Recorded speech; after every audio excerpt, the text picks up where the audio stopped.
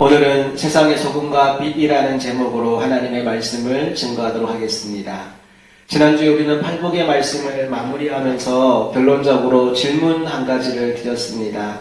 우리가 주님 때문에 가난하고 애통하고 온유하고 의에 줄이고 목마르고 긍휼히 여기고 청결하게 되고 화평하게 되면 주님은 우리에게 복이 있다 말씀하셨지만 세상에서는 전혀 다른 것이 우리를 기다리고 있다고 했지요. 바로 박해와 핍박과 고난과 욕과 악한 말들이 우리를 기다리고 있습니다.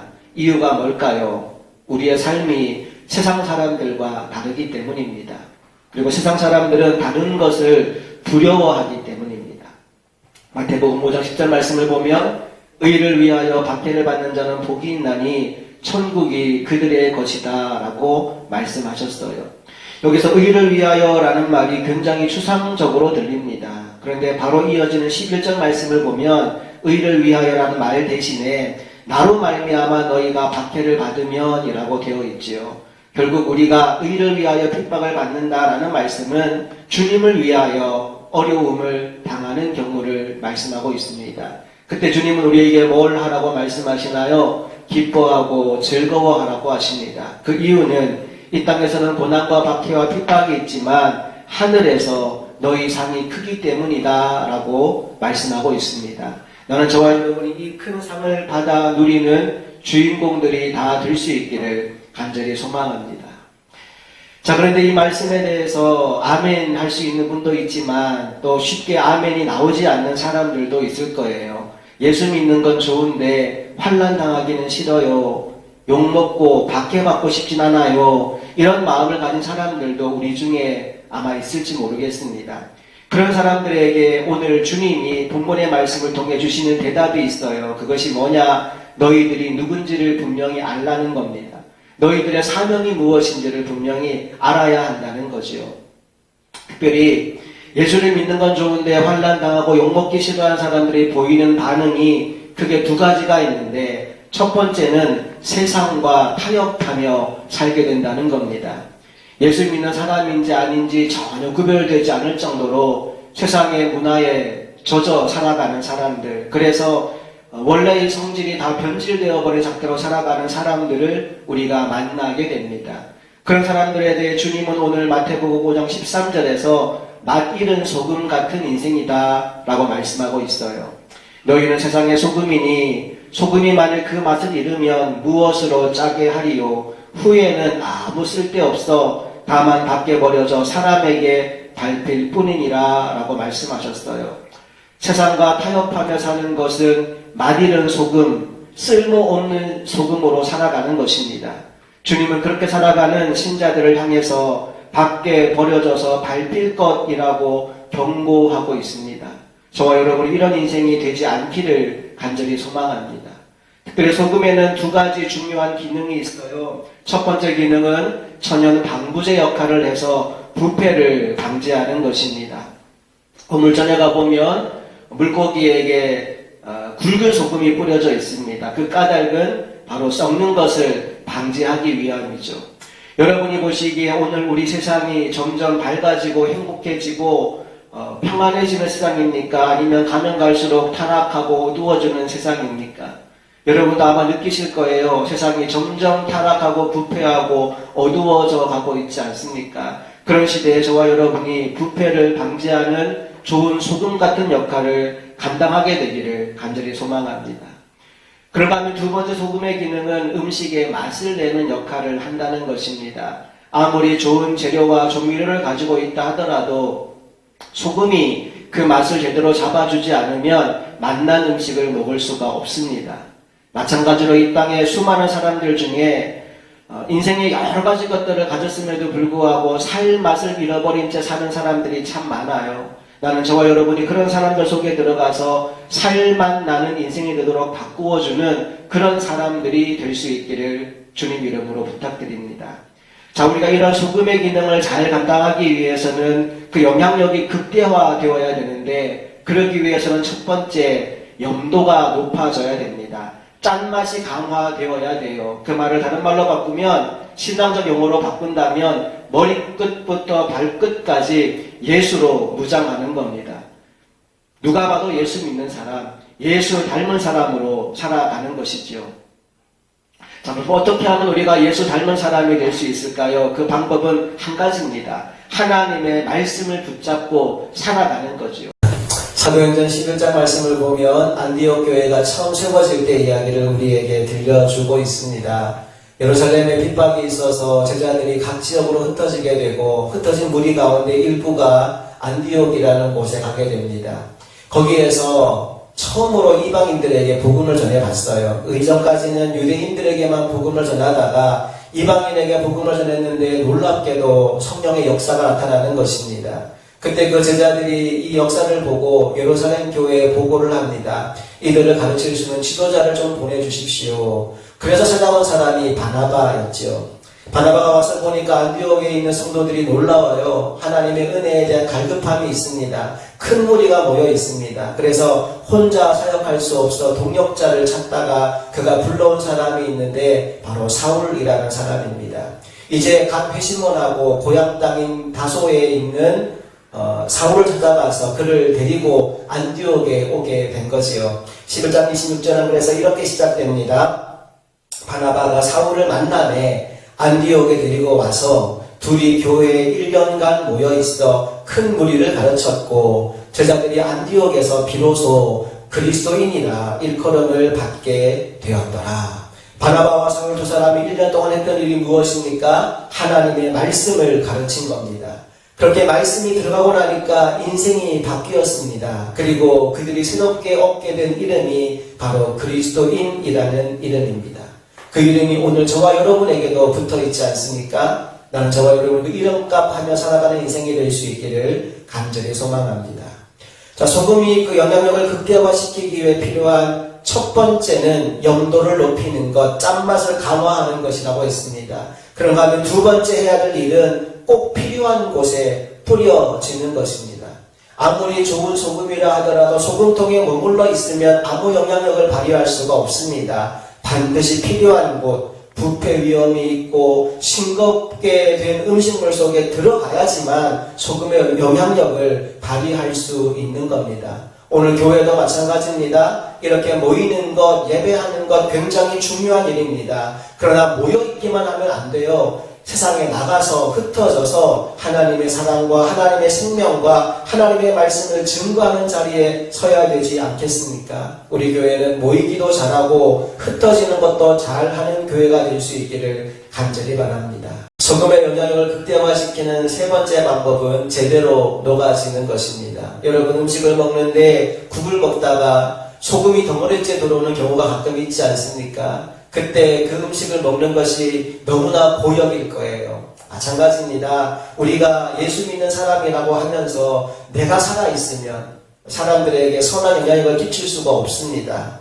내가 죽고 예수가 살 때 우리는 그리스도인으로서의 최고의 영향력을 발휘할 수가 있게 되는 것이지요. 여러분 한 사람 한 사람을 축복합니다. 예수로 충만하십시오. 짠맛이 강화될 수 있기를 바랍니다. 그리고 여러분이 꼭 필요한 곳에 들어가서 제대로 녹아지는 인생이 되어 소금의 영향력을 극대화시키는 저와 여러분이 될 수 있기를 주님 이름으로 부탁드립니다. 자, 이제 아까 처음에 질문으로 돌아가 봅시다. 예수 믿는 건 좋은데 환난 당하고 욕먹기는 싫어하는 사람들이 보이는 첫 번째 반응이 세상과 타협하여 사는, 마디는 소금으로 사는 것이라고 말씀드렸지요. 그런가 하면 두 번째 그들이 보이는 반응은 세상을 피해서 숨는 것입니다. 빛이라고 말씀하셨는데 빛을 숨기고 살아가는 거죠. 다니엘 6장에 가보면 다리오 왕 때 다니엘을 시기하던 고관들이 그를 죽일 계책을 모의합니다. 그런데 아무리 찾고 또 찾아도 다니엘을 무너뜨릴 묘책이 떠오르지가 않습니다. 그가 하는 모든 일에서 빈틈을 찾을 수가 없었어요. 그러다가 그들이 한 가지 묘안을 내게 되는데 다니엘이 늘 했던 한 가지 일, 하루에 3번씩 창을 열고 기도하는 다니엘의 습관을 가지고 그를 무너뜨릴 계획을 세웁니다. 그리고 왕을 찾아가서 이런 한 가지 제안을 하지요. 6장 7절 말씀입니다.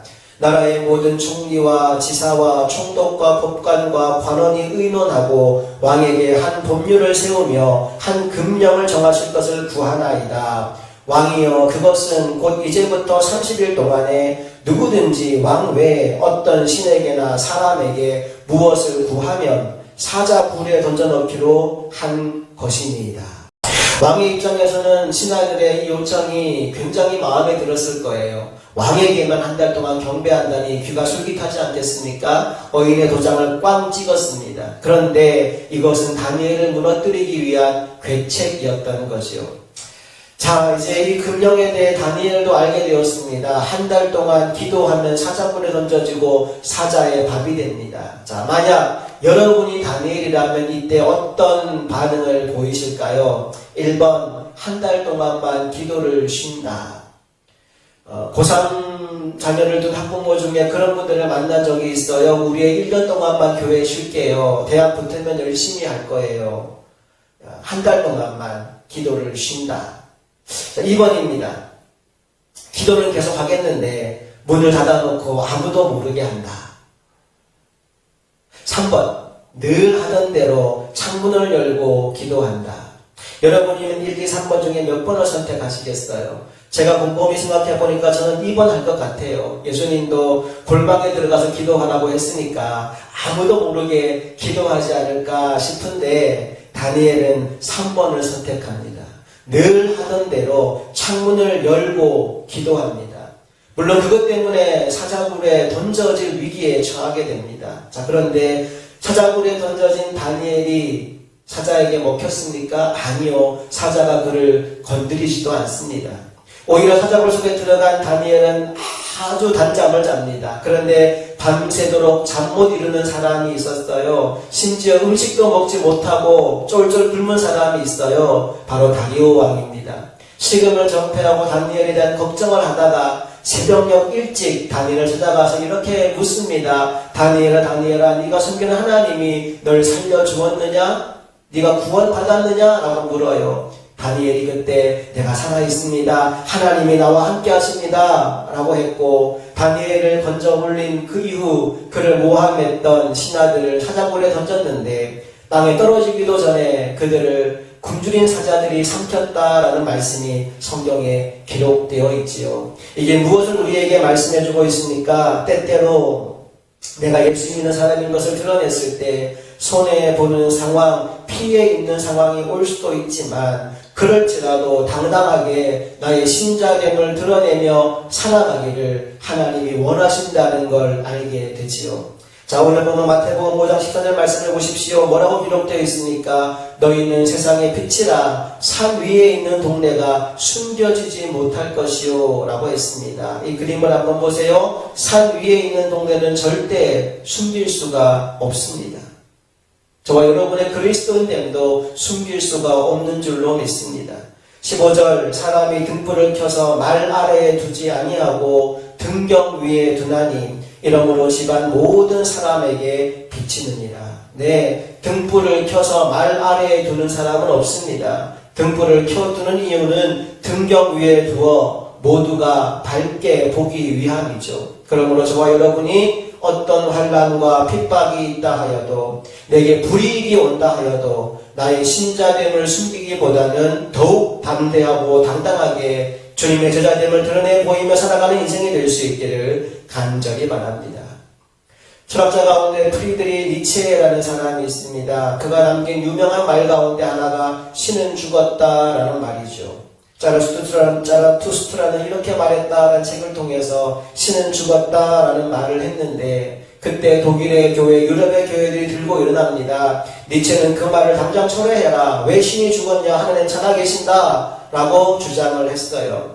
그때 니체가 한술 더 떠서 내가 신이 죽었다는 것을 증명해 보이겠다라고 말합니다. 그리고 그가 증거 자료로 들고 나온 것이 무엇인지 아십니까? 바로 교회입니다. 저 무기력한 교회를 봐라. 저 무기력한 교회가 신이 죽었음을 증명하는 증거 자료다. 제가 이 내용을 접하고 나서 가슴 한 곳이 먹먹해지는 느낌이 들었어요. 마치 오늘 한국 교회를 들어서 이야기하는 듯한 느낌이 들었기 때문입니다. 뉴스나 인터넷에 나오는 교회의 소식들 가운데는 좋은 소식보다 나쁜 소식이 훨씬 더 많습니다. 한국의 목사가 어떤 비리를 저질렀다더라, 아무개 교회가 이렇게 저렇게 싸운다더라. 교회를 향한 질타와 모욕의 말들이 오가는 이 시대를 살아가면서 정말로 무기력해진 교회들을 볼 때가 얼마나 많은지요. 간절히 소망합니다. 나는 여러분과 제가 신이 죽었음을 증명하는 증거 자료로 쓰이는 것이 아니라 정말로 하나님이 살아계신다. 오늘도 하나님은 일하고 계신다. 확인하고 싶으면 우리 교회, 말씀의 교회에 와보라고 당당히 외칠 수 있는 믿음의 사람들이 다 될 수 있기를 간절히 바랍니다. 그렇게 되기 위해 우리가 절대로 되면 안 되는 두 가지가 있어요. 첫 번째, 세상과 타협해버린 막이른 소금. 두 번째, 세상을 피해 숨어버린 말 아래의 등불은 되지 않기를 바랍니다. 오히려 정반대로 세상의 부패를 막아내고 막이른 세상을 맛있게 만드는 만단 소금으로 어두운 세상을 밝히는 등경 위의 등불로 살아가게 되었으면 좋겠습니다. 그때 오늘 보면 마태복음 5장 16절의 말씀처럼 하나님 아버지께서 영광을 받으시게 됩니다. 이같이 너희 빛이 사람 앞에 비치게 하여 그들로 너희 착한 행실을 보고 하늘에 계신 너희 아버지께 영광을 돌리게 하라. 우리가 어떻게 살아가느냐에 따라서 하나님의 이름이 영광을 받을 수도 있고 하나님의 이름이 모욕에 처할 수도 있습니다. 저와 여러분의 착한 행실을 통해 하나님께 영광만 돌리는 한 주간의 삶을 살아가는 우리 모두가 되기를 간절히 소망합니다.